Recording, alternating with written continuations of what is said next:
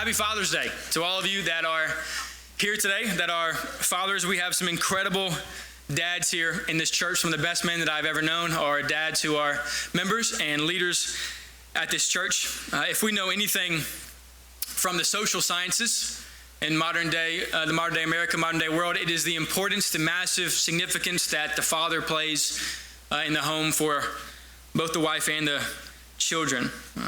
Children without fathers, for instance, are 4 times more likely to live in poverty, far more likely to suffer emotional and behavioral problems, have higher levels of aggressive behavior, have twice the risk of infant mortality, twice as likely to be involved in early sexual activity, and far more likely to end up in prison. 80% of prison inmates, in fact, 80% did not have a father when they were growing up. And that's not a measure of fathers that did everything right, that didn't make mistakes.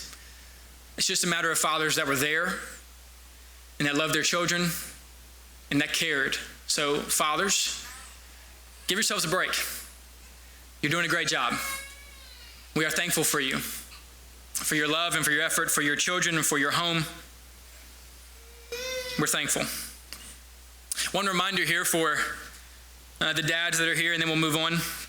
There is nothing going on in your life, fathers, that is more important than your role as a husband and as a father. You may be the world's most important lawyer, the world's most important accountant, the world's most important doctor or farmer or businessman or teacher or coach, but none of those roles that God has given you compare to the weight of what you have been called to at home.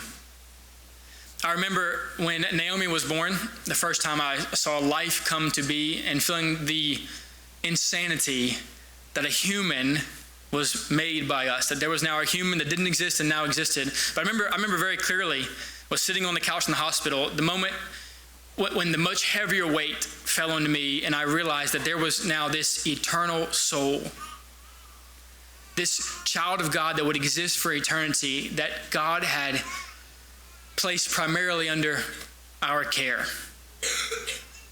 That is the responsibility of a father. Far more than any other responsibility that God gives me out there, I have the eternal souls that God has given me under my care. And those eternal souls that God has given you, your children, are not primarily students, not primarily athletes, not primarily musicians. Your child is primarily a child of the King, a child of God.